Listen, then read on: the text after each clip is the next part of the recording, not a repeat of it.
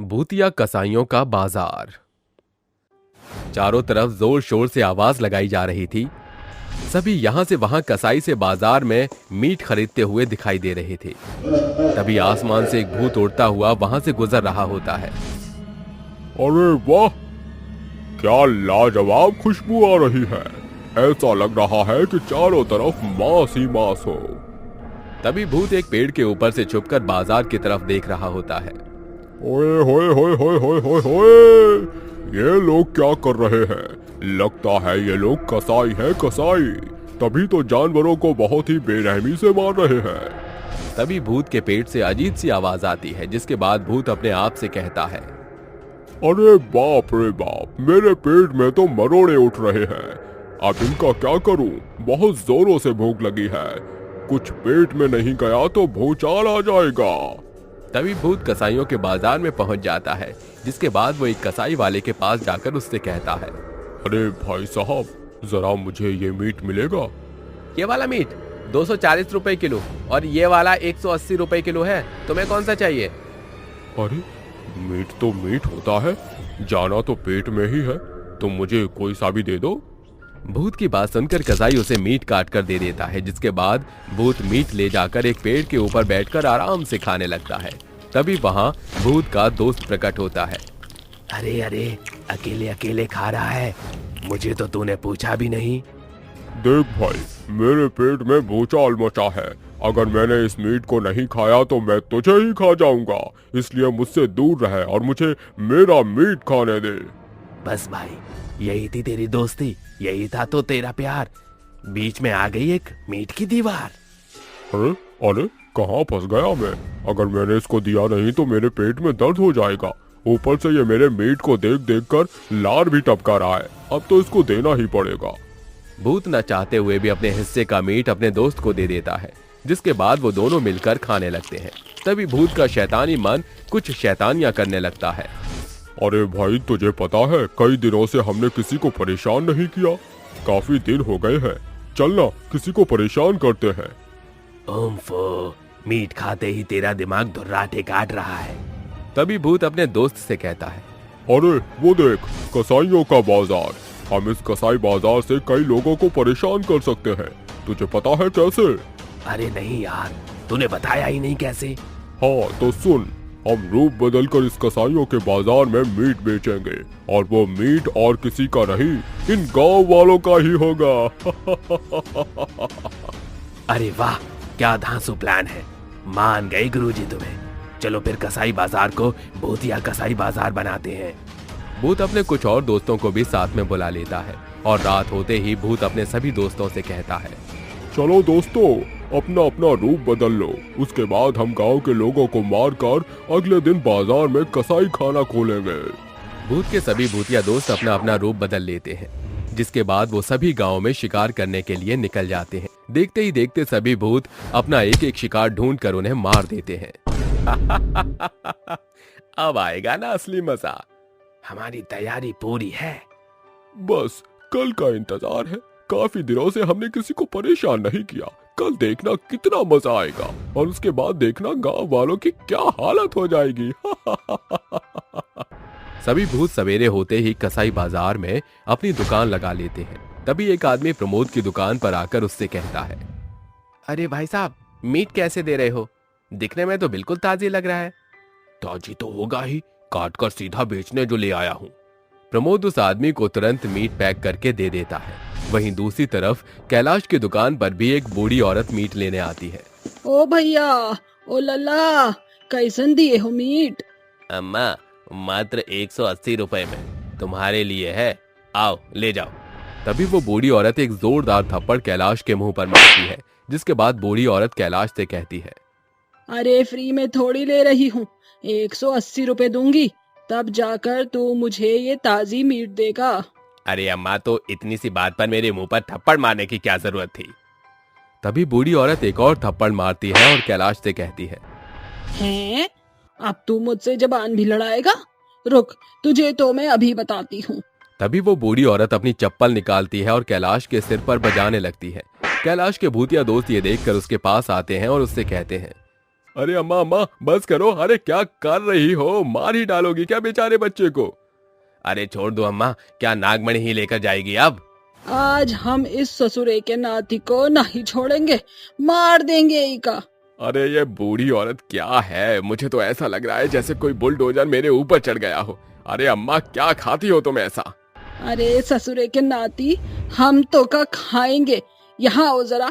कैलाश के सभी भूतिया साथी उसे उस बूढ़ी औरत से बचाते हैं, जिसके बाद मोहन उस बूढ़ी औरत को बहला फुसलाकर एक तरफ ले जाता है और उसे मार देता है, जिसके बाद वो उसका मीट अपनी दुकान में रख लेता है।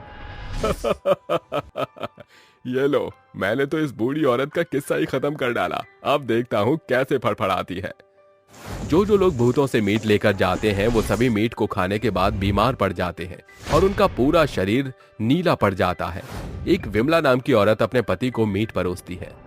ये लीजिए, मैंने बहुत ही प्यार से बनाया है आपके लिए, आपको बहुत पसंद है ना? अरे वाह डार्लिंग, आज तो तुमने कमाल ही कर दिया।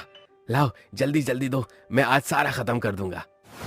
जैसे ही आनंद खाना शुरू करता है, खाते खाते उसकी अचानक से तबीयत खराब हो जाती है और वो एकदम से जमीन पर गिर जाता है, जिसके बाद उसका शरीर नीला पड़ जाता है और वो अपनी पत्नी विमला से कहता है, अरे अरे डायन कहीं की, तूने मेरे साथ धोखा किया, तूने मुझे जहर खिलाया है।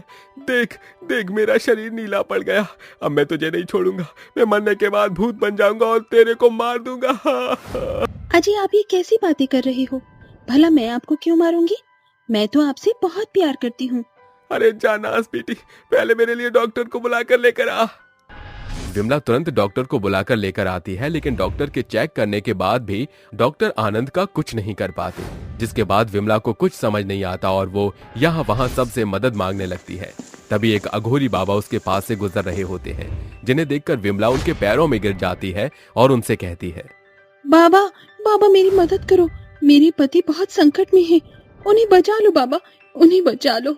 अघोरी बाबा विमला की बात मानकर उसके साथ उसके घर पहुंच जाते हैं, जिसके बाद आनंद की ये हालत देखकर अघोरी उसके ऊपर एक मंत्र पढ़ता है और पवित्र गंगा जल उसके मुंह में डाल देता है, जिसके बाद आनंद पहले की तरह ठीक हो जाता है और जैसे ही वो उठता है वो सबसे पहले अपनी पत्नी विमला को एक जोरदार थप्पड़ मारता है। अरे मैं तो तुझे अपनी जान समझता था और तूने मेरी ही जान ले ली, अभी बताता हूँ तुझे।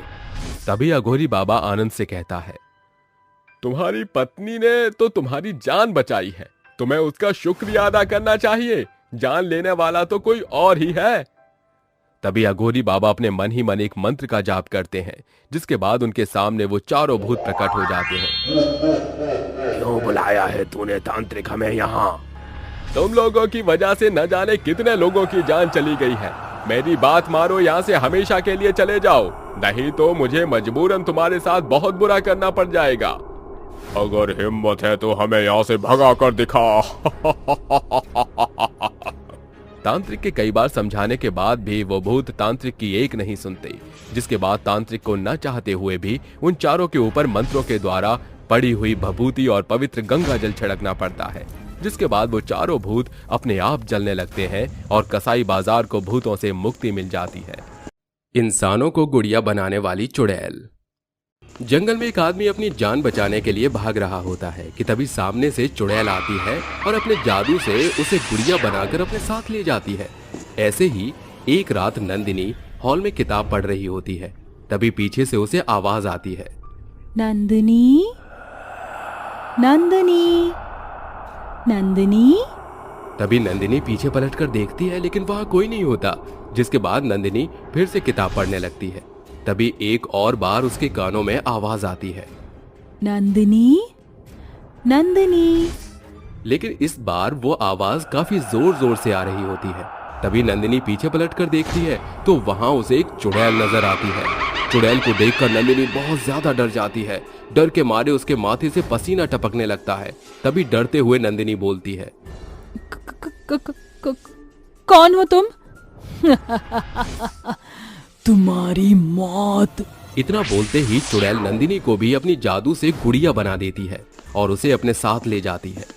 इस हादसे को कुछ दिन बीत जाते हैं और फिर एक रात रुद्र और रजत बात करते हुए जंगल के रास्ते से अपने घर जा रहे होते हैं। तभी रुद्र बोलता है, यार रजत, रात के समय हमें जंगल में नहीं जाना चाहिए। मैंने सुना है रात के समय जंगल में बुरी आत्माएं भटकती हैं। मुझे तो बहुत डर लग रहा है भाई, जल्दी यहाँ से निकलते हैं। यार ये सब सिर्फ कहानियां हैं, आज के समय में आत्मा और भूत कुछ नहीं होते। तभी अचानक से उन दोनों के सामने चुड़ैल आकर कहती है, तो क्या मैं झूठ हूँ? चुड़ैल को देखकर उन दोनों के होश उड़ जाते हैं और डर से दोनों थर थर कांपने लगते हैं। तभी अपने कंप कपाते होठों से रजत बोलता है, चुड़ैल, ये तो सचमुच की चुड़ैल है। चल भाग रजत यहाँ से, नहीं तो ये चुड़ैल हमें यहीं मार डालेगी। जिसके बाद दोनों वहां से भागने लगते हैं। उन दोनों को भागता देख चुड़ैल को बहुत ज्यादा गुस्सा आता है और वो दौड़कर उन्हें पकड़ लेती है और पटक पटक कर मारते हुए बोलती है, बहुत भगाया है तुम दोनों ने मुझे, अब देखो मैं कैसे तुम्हें कुत्ते की मौत मारती हूँ। इतना बोलते ही चुड़ैल उन दोनों का गला दबाकर उन्हें मार डालती है। ऐसे ही हर रात चुड़ैल गांव में लोगों को मारती या फिर उन्हें गुड़िया बनाकर अपने साथ ले जाती। ऐसे ही एक रात की बात है। उस रात डॉक्टर अवनी एक मरीज को देख के कार से अपने घर वापस जा रही होती है कि तभी उसे अपनी कार के पीछे की सीट पर एक लड़की घूंघट में बैठी दिखाई देती है। उसे देखकर अवनी बोलती है, कौन हो तुम और मेरी कार में क्या कर रही हो? अवनी के इतना बोलते ही चुड़ैल का घूंघट पीछे उड़ जाता है और वो हंसते हुए चुड़ैल बनकर बोलती है, मैं एक चुड़ैल हूँ और तुझे गुड़िया बनाने आई हूँ। चुड़ैल को देखकर पहले तो अवनी सहम जाती है, लेकिन हिम्मत करके बोलती है, तुम मुझे गुड़िया क्यों बनाना चाहती हो? तुम्हें ऐसा करके क्या मिलेगा? सुकून, खुशी जो तुम लोगों ने मुझसे छीन लिया था और अब मैं तुम लोगों से छीन रही हूँ। किसने छीना था तुमसे तुम्हारी खुशियाँ? बताओ मुझे। तुमने पूछा है तो मैं तुम्हें जरूर बताऊंगी, तो सुनो मेरी आप बीती। विलासपुर गांव में त्रिशिका अपनी 5 साल की बहन प्राची के साथ रहती थी। उनके माता पिता का 2 वर्ष पहले ही एक कार एक्सीडेंट में देहांत हो गया था, जिसके बाद प्राची की जिम्मेदारी त्रिशिका के कंधों पर आ गई थी।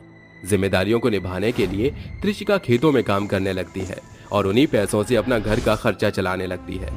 ऐसे ही एक शाम त्रिशिका प्राची के घर बाजार जाती है, जहां प्राची एक गुड़िया को देखकर बोलती है, दीदी दीदी, वो देखो, वो गुड़िया कितनी सुंदर है ना, आप मुझे वो गुड़िया दिला दो ना। प्राची, इस वक्त मेरे पास बिल्कुल भी पैसे नहीं हैं। तुम कुछ दिन रुक जाओ, फिर मैं तुम्हें इससे भी अच्छी गुड़िया ला कर दूंगी। ठीक है दीदी, फिर मुझे ये गुड़िया नहीं चाहिए। जिसके बाद वो दोनों घर आते हैं और खाना खाकर सो जाते हैं। अगले दिन सुबह त्रिशिका फिर से खेतों में काम करने के लिए चली जाती है और काम करके जब शाम को घर वापस लौट रही होती है, तभी उसे रास्ते में जमीन पर पड़ी एक गुड़िया दिखती है और त्रिशिका उसे हाथ में उठाकर बोलती है, कितनी सुंदर गुड़िया है ये, इसे ले जाकर मैं प्राची को दे दूंगी, वो खुश हो जाएगी। जिसके बाद त्रिशिका वो गुड़िया लेकर घर आती है और प्राची को दे देती है। गुड़िया देखकर प्राची बहुत खुश होती है और गुड़िया के साथ खेलने लगती है। वहीं दूसरी तरफ गांव का सबसे अमीर आदमी पुष्पेंद्र रॉय अपने 2 नौकरों भीमा और हरिया से बोलता है, मेरी तारा बेटी की गुड़िया किसी ने चोरी कर ली है। वो गुड़िया बहुत कीमती है। तुम दोनों जल्द से जल्द वो गुड़िया ढूंढ कर लाओ, नहीं तो मैं तुम दोनों को नौकरी से निकाल दूंगा। ठीक है मालिक।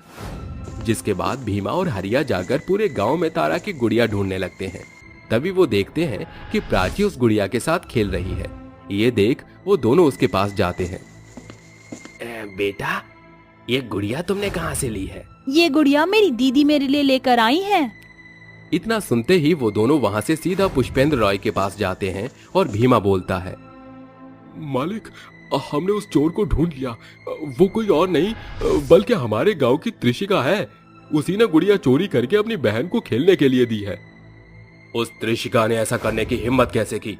अब देखो मैं उसे कैसे गांव से निकालता हूँ। इतना बोलते ही पुष्पेंद्र रॉय भीमा और हरिया के साथ त्रिशिका के घर जाता है और शोर मचाता है। उसकी शोर से गांव के लोग इकट्ठा हो जाते हैं। गांव वालों, ये चोर है, इसने मेरी बेटी की गुड़िया को चुराया है। आज इसने गुड़िया चुराई है, कल इससे भी बड़ी चोरी करेगी। मैं चोर नहीं हूँ, मैंने कोई चोरी नहीं की। ये गुड़िया मुझे रास्ते में मिला था। लेकिन त्रिशिका की बातों पर किसी को भी यकीन नहीं होता और सभी मिलकर उसे मारते हुए गांव से निकालने लगते हैं। तभी त्रिशिका बोलती है, मैं इस घर को छोड़कर नहीं जाऊंगी, ये मेरे माता पिता का घर है। काफी मारपीट के बाद गांव वाले हार मान लेते हैं और अपने अपने घर चले जाते हैं। और फिर एक रात त्रिशिका कुएं पर पानी भर रही होती है, तभी पुष्पेंद्र राय वहां पर आ जाता है उस दिन तो तू बच गई, लेकिन आज नहीं बच पाएगी। इतना बोलते ही पुष्पेंद्र त्रिशिका के पेट में चाकू भोंककर उसे मार देता है। मैं बेकसूर थी, लेकिन फिर भी उन लोगों ने मुझ पर झूठा चोरी का इल्जाम लगाकर पहले तो मुझे गांव से निकालने की कोशिश की, और जब मैं नहीं निकली तो मुझे बेरहमी से मारकर मेरी बहन से अलग कर दिया। तभी से मेरी आत्मा यहाँ भटक रही है और मैं लोगों को मारती हूँ या फिर उन्हें गुड़िया बनाकर अपने साथ ले जाती हूँ। चुड़ैल की आप बीती सुनकर अवनी की आंखों में आंसू आ जाते हैं और वो बोलती है, तुम्हारे साथ बहुत बुरा हुआ, लेकिन तुम जो कर रही हो वो सही नहीं है। तुमने अपने बदले की भावना में आकर कई बेकसूर लोगों को मार डाला। अब तुम ही मुझे बताओ, जो तुम कर रही हो क्या वो सही है? मैं मानती हूँ जो रास्ता मैंने चुना वो गलत है, लेकिन मैं कर भी क्या सकती हूँ।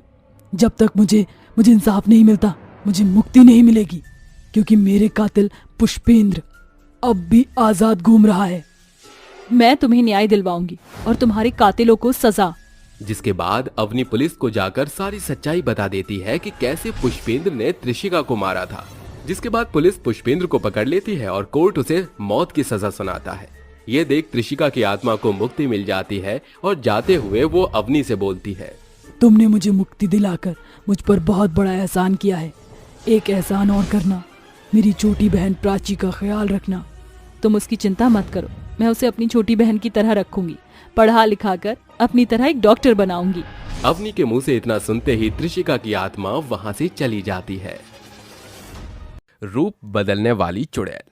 रात का समय था, घना अंधेरा चारों तरफ फैला हुआ था और उस अंधेरे में एक काफी घने पुराने पीपल के पेड़ के नीचे एक कपल जिनकी नई शादी हुई थी, वो पूरा दिन का सफर करने के बाद वापस अपने घर की तरफ जाने के लिए बस का इंतजार कर रहे थे। अरे यार, पता नहीं ये बस कब आएगी और हम घर कब जाएंगे।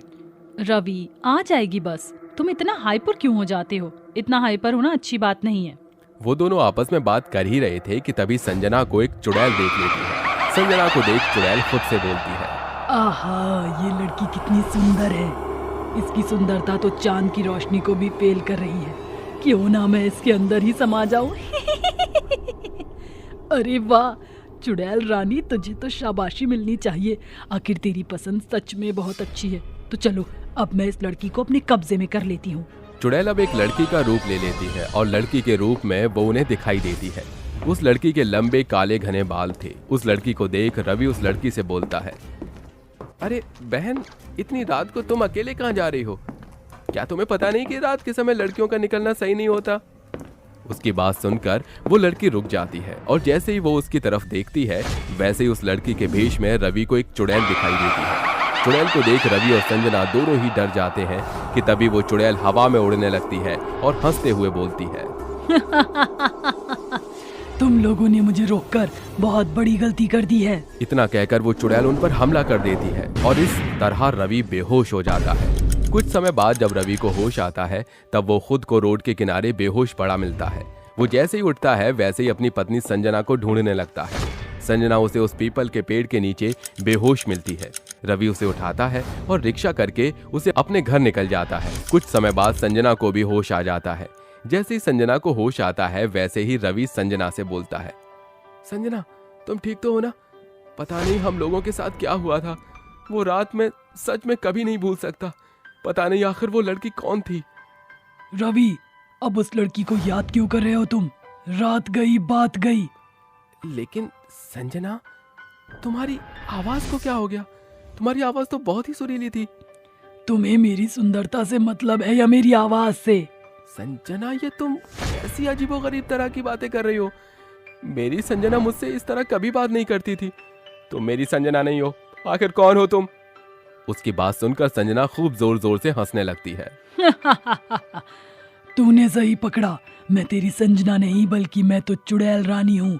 मुझे तेरी बीवी बहुत ही सुंदर लगी, इसलिए मैंने तेरी पत्नी को अपने कब्जे में कर लिया और अब तूने मेरा सच जान लिया है तो तू भी नहीं बचेगा। इतना कहकर चुड़ैल संजना का शरीर छोड़ देती है। जिसके बाद चुड़ैल अपने दोनों हाथों को हवा में उठाती है, जिसके बाद वो खुद भी हवा में उड़ जाती है और उन दोनों के ऊपर अपने हाथों से जादू करते हुए वहां से गायब कर देती है और हंसते हुए बोलती है,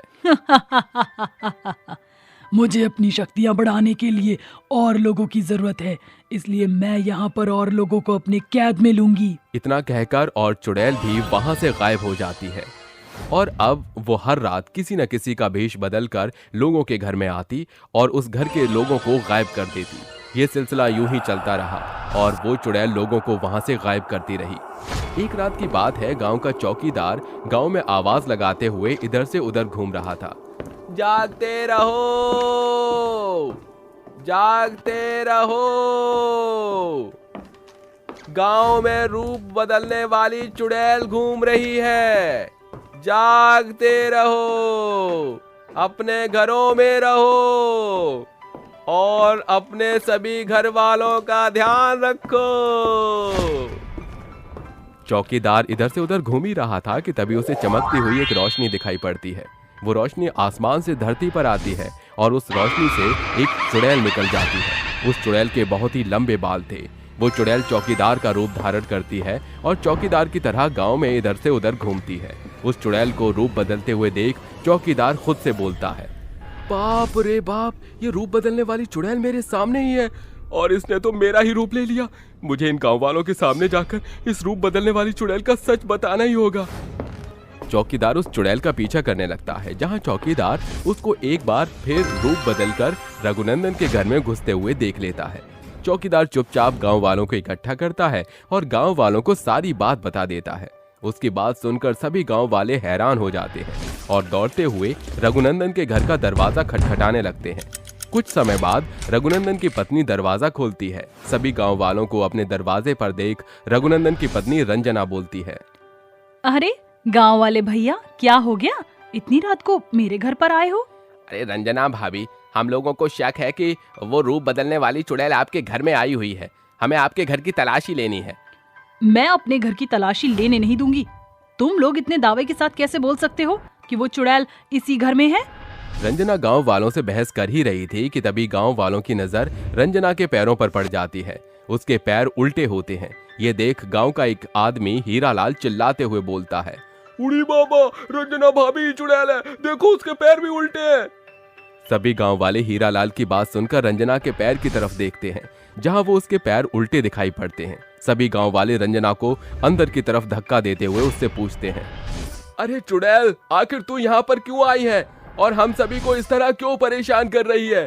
साथ ही हमारे गांव वालों को कहाँ गायब कर रही है तू?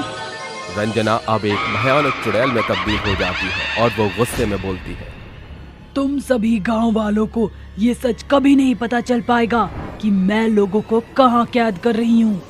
उसकी बात सुनकर दीनू को गुस्सा आ जाता है और वो उसके बालों को पकड़कर खींचने लगता है। जैसे ही वो उसके बालों को खींचता है, वैसे ही चुड़ैल तिलमिलाते हुए बोलती है, छोड़ दे मेरे बालों को, छोड़ दे।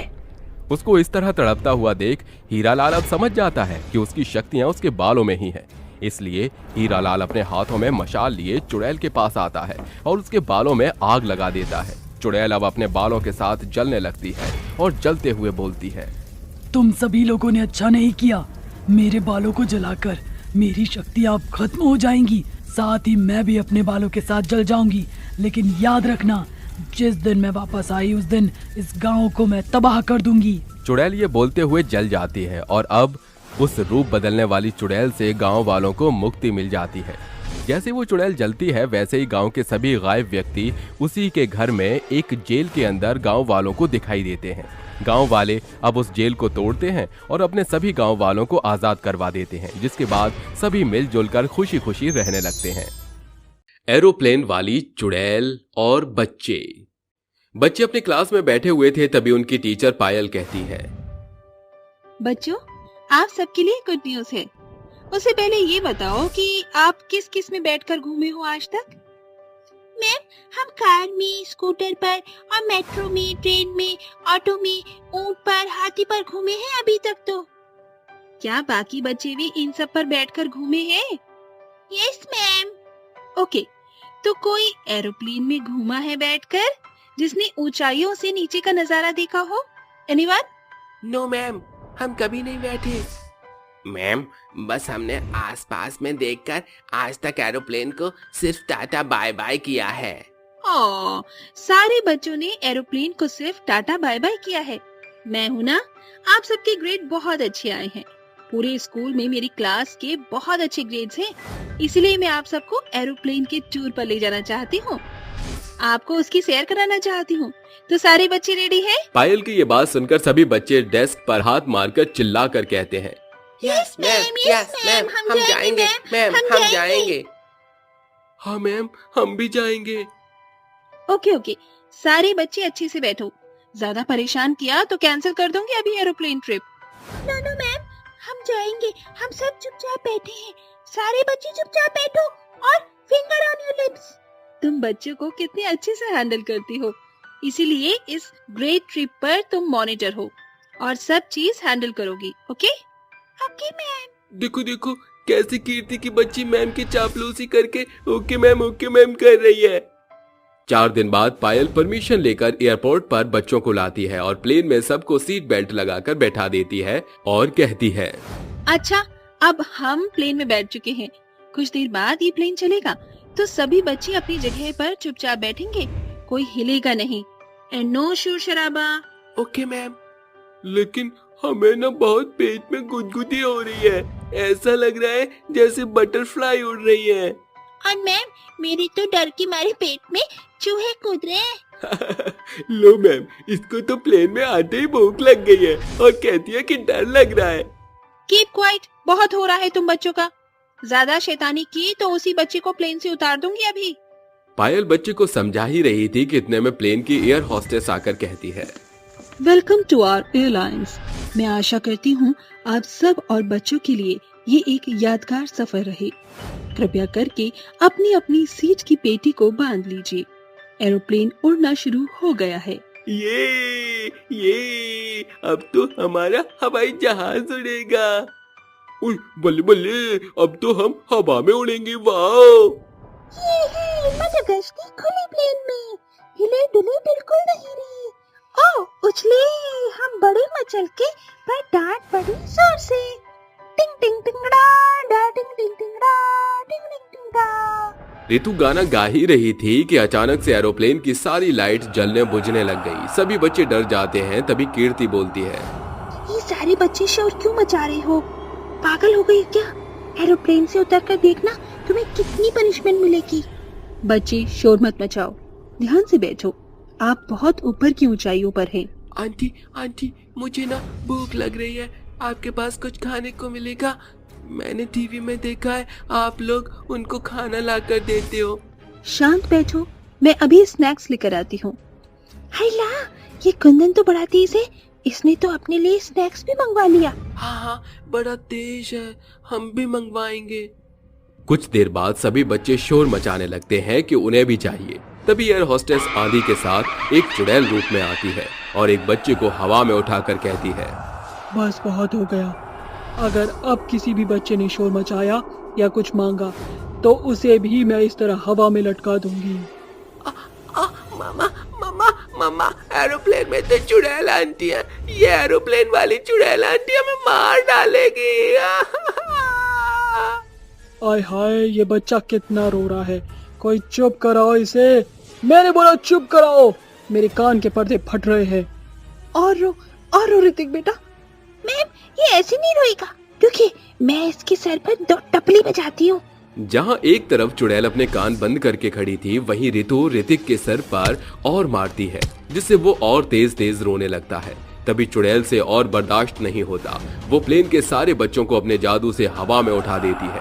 अब करो, जो भी चिल्लाया उसको मैं इस प्लेन से नीचे फेंक दूंगी और कोई कुछ भी नहीं कर सकता, क्योंकि तुम चींटी की तरह गिरोगे और मिट्टी में मिल जाओगे, दिखोगे भी नहीं किसी को। चुड़ैल जी, आप बच्चों के साथ ऐसा मत कीजिए। मासूम बच्चे हैं, एरोप्लेन घूमने आए थे मेरे साथ। प्लीज आप दुनिया घुमाने की टिकट मत काटो इनकी। बिल्कुल, अब कोई एक शब्द नहीं बोलेगा। बड़ी देर से मैं चें मैमे करे जा रहे हो तुम लोग।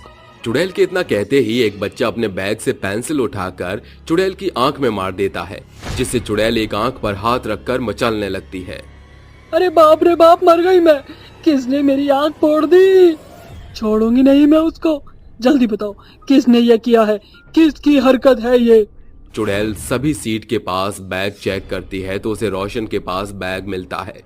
तभी चुड़ैल उस बच्चे को पटक देती है। बच्चा बेहोश हो जाता है तो पायल उसे संभालने आती है और कहती है, अरे कैसी निर्लज औरत हो तुम। तुम्हारे दिल में बच्चों के प्रति बिल्कुल भी दया भाव नहीं है। आखिर क्यों तुम इतने सारे बच्चों की जान के पीछे पड़ी हो? बोलो क्यों? मुझे लोगों से बदला चाहिए। जो उन्होंने मेरे साथ किया इसका बदला लेकर ही रहूंगी। लोगों ने जो किया उसका बच्चों से क्या कनेक्शन है? बहुत बड़ा कनेक्शन है। 1 साल पहले की बात है। मैं इस एरोप्लेन में एयर होस्टेस का काम बहुत टाइम से कर रही थी। मेरा सपना था एयर होस्टेस बनना, लेकिन फिर मेरी मुलाकात मोहन से हुई। फिर मुझे बेबी हुआ और कुछ टाइम मैं अपने बच्चे के साथ रही, लेकिन फिर एयरलाइन वालों ने मुझे बुला लिया। मेरा दिल तो नहीं था, लेकिन अपने बच्चे को उस दिन मुझे छोड़कर जाना ही पड़ा और उसी दिन मेरा प्लेन आतंकवादियों ने हाईजैक कर दिया। किसी तरह मैंने एक एक करके सबको बचाया। मैंने उन आतंकवादियों के सर पर गन रखी थी और प्लेन लैंड करवाया। कोई होशियारी की तो ये बंदूक तुम्हारे भेजे में डाल दूंगी। हिलना मत, जल्दी करिए, सब प्लेन से उतर जाइए, जल्दी। सारे लोग प्लेन से उतर जाते हैं। तभी एक आतंकवादी उसे धक्का देकर 2-4 गोलियां मार देता है। तुमने मुझे क्यों मारा? कोई बचाओ, बचाओ मुझे। मेरा बच्चा मेरे बिना नहीं रह पाएगा। वो भी छोटा है। आज ही मैं उसे छोड़कर आई हूँ। Help me, help me. मैं तड़पती रही, चिल्लाती रही, लेकिन किसी भी इंसान ने मेरी वहां मदद नहीं की। तभी मैंने सोच लिया, इन लोगों ने मेरे बच्चे के लिए मुझे तड़पाया है, मैं इन लोगों को इनके बच्चों के लिए तरसा दूंगी। इतने टाइम बाद जब मैंने इतने सारे बच्चों को एयरपोर्ट पर देखा तो अपने मकसद को पूरा करने के लिए मैं तैयार हो गई। ये गलत है, तुम ये कैसे कर सकती हो? तुम्हारे पास माँ का दिल है ना। इन बच्चों के बारे में सोचो। देखो ये बच्चे, इनमें से कितना खून निकल रहा है। यही अगर तुम्हारा छोटा बच्चा होता यहाँ तो क्या हुआ?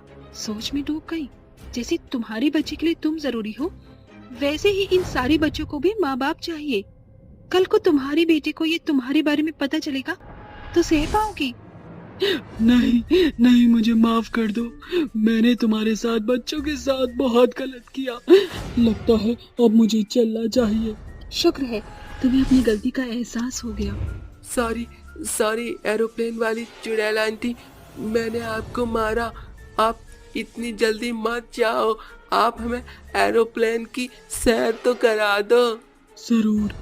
बच्चे की बात सुनने के बाद चुड़ैल बच्चों को एरोप्लेन की सैर कराती है, उनके बारे में बताती है, जिसके बाद सभी बच्चे बहुत खुश हो जाते हैं। फिर चुड़ैल चली जाती है। गांव में चुड़ैल का नहाना। ज्वालापुर नाम का एक गांव था। वहां के लोग पुरानी सोच से जुड़े हुए हैं। वहां अभी भी ऐसी काफी चीजें थी जो विकसित नहीं हुई थी। हालांकि आमतौर पर आसपास के गांव में स्नान घर, टॉयलेट, सड़कें, स्कूल आदि बन चुके थे, पर ज्वालापुर गांव में नहीं बना था। हमेशा की तरह उस गांव की औरतें सुबह जल्दी उठकर नदी पर स्नान करने पहुंच जाया करती थी। ऐसे ही 5-6 औरतें स्नान कर ही रही थी। अरे आज वो वीना नहीं आई क्या? वो सो रही होगी ना, इसलिए आई नहीं होगी। फिर क्या? कहने के बाद भी घोड़ी आई नहीं। वो तो अभी भी घोड़े बेचकर सो रही है। अरे क्या तुम भी वीना की बातें लेकर बैठ गए हो? अरे मजा करो ना, कितना मजा आ रहा है खुले में नहाने का। मुझे तो बिल्कुल अच्छा नहीं लगता खुले में ऐसे स्नान करना, पर क्या करें, मजबूरी है। कोई भरोसा नहीं है, कौन हमें कहाँ झाड़ियों से झांक रहे हो। हाँ, ये तो तुम बिल्कुल ठीक कह रही हो। तुम दोनों जो भी कहो, मुझे तो ऐसे ही अच्छा लगता है, क्योंकि हम शुरू से ही ऐसे स्नान करते हैं। गायत्री इतना कहती है कि एक कौवा उड़ता हुआ उसके सिर पर बीट करके चला जाता है। ये देखकर सरला, मंजू के साथ बाकी औरतें भी उस पर हंसने लगती हैं। ले और नहा ले खुले में, बड़ा पसंद है ना तुझे? मुझे बस इसीलिए ही नहीं पसंद। बिल्कुल मुझे भी नहीं पसंद, बिल्कुल मुझे भी नहीं पसंद। सभी औरतें नहाने में व्यस्त थीं कि गांव के बदमाश आदमी उन्हें छुपकर पेड़ के पीछे से देख रहे थे। अय्यो, अरे देखो देखो, गांव की औरतें कैसे नहा रही हैं। अरे ये स्त्रियां कितनी सुंदर होती है ना, संसार की सबसे अच्छी चीज है ये। अरे यार, यहाँ पर बिल्कुल अच्छा नहीं लग रहा, हम थोड़ा आगे चलते हैं तो सही रहेगा, है? वो दोनों आगे आकर झाड़ियों में जैसे ही छुपते हैं कि उनकी आवाज से औरतें खबरदार हो जाती हैं और वहीं दोनों गुंडों को देख लेती हैं। तो सरला एक मग्गा उठाकर नंदू के सिर पर मारती है और कहती है, अरे निर्लज, पापी, दुष्ट आदमी, शर्म नहीं आती? इसीलिए वो पाए से स्नान करता हुआ देख रहा है औरतों को। तुम्हारी तो जरूर शिकायत करनी पड़ेगी।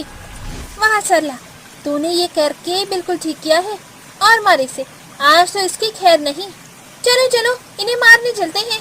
ये बोलकर सभी औरतें तालाब से बाहर आकर गुंडों के पास जाती हैं और मारने लगती हैं। तभी दूसरा बदमाश दिलीप मंजू का हाथ पकड़कर कहता है, मेरे से होशियारी की तो बहुत बुरा होगा।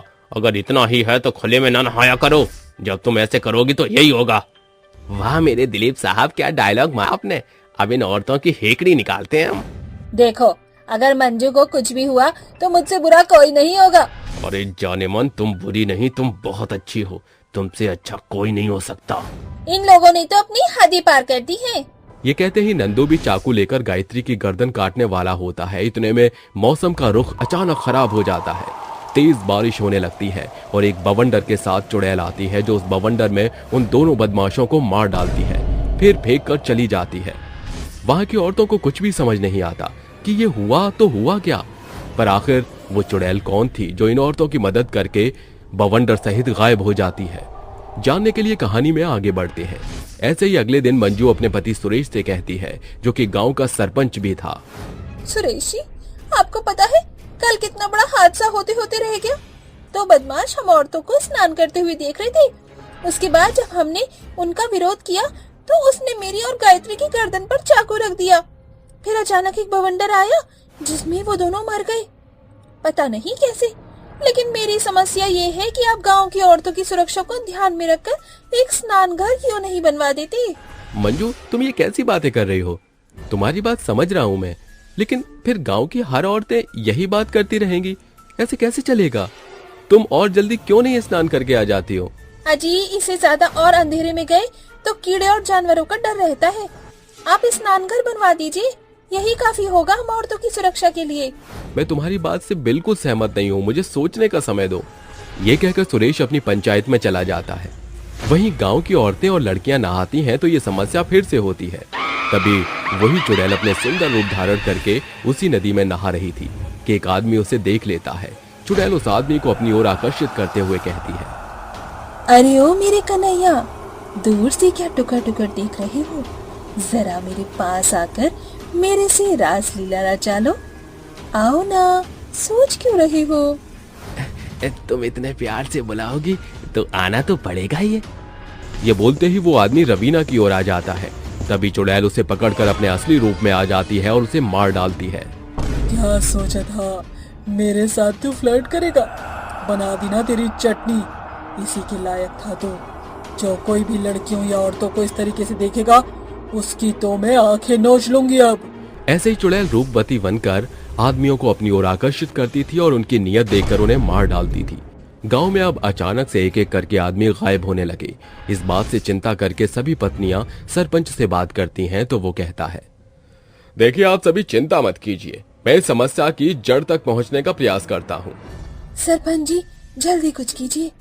सरपंच पता लगाने के लिए सुबह सुबह टहल रहा था कि अचानक उसे चुड़ैल मिलती है, जो एक आदमी को आकर्षित करके फिर मार देती है। आखिर मैंने इसे भी मार ही दिया, कोई नहीं बचेगा, सबको मार डालूंगी। इसका मतलब ये सब एक चुड़ैल कर रही थी अब तक। ये बोलते ही सरपंच तांत्रिक के पास चला जाता है और चुड़ैल पर शक करते हुए उसे पकड़ने के लिए कहता है। सरपंच की बात सुनकर तांत्रिक उस चुड़ैल को अपनी शक्तियों से कैद कर लेता है। तभी झटपटाते हुए चुड़ैल कहती है, ए तांत्रिक, मुझसे मरना चाहता है क्या तू? क्यों तूने मुझे यहाँ कैद किया है? तुझे मुझसे सवाल करने का कोई हक नहीं है। मेरे सवालों का जवाब दे। क्यों तू गांव के लोगों को मारे जा रही है? जैसा करेंगे वो लोग वैसा ही तो भरेंगे। मतलब क्या है तुम्हारी बातों का? मतलब ये है कि इन गाँव वालों ने औरतों की सुरक्षा के लिए कोई चीज ही नहीं बनाई है। सभी औरतें सुबह जब तक स्नान करने के लिए जाती है, उसमें भी कुछ दरिंदे लोग वहां आकर औरतों को गलत निगाहों से देखते हैं।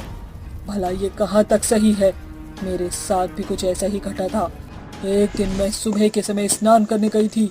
एक आदमी ने मेरे करीब आकर मुझसे बदतमीजी करी और जब मैंने भागना चाहा तो उसने मुझे मार डाला।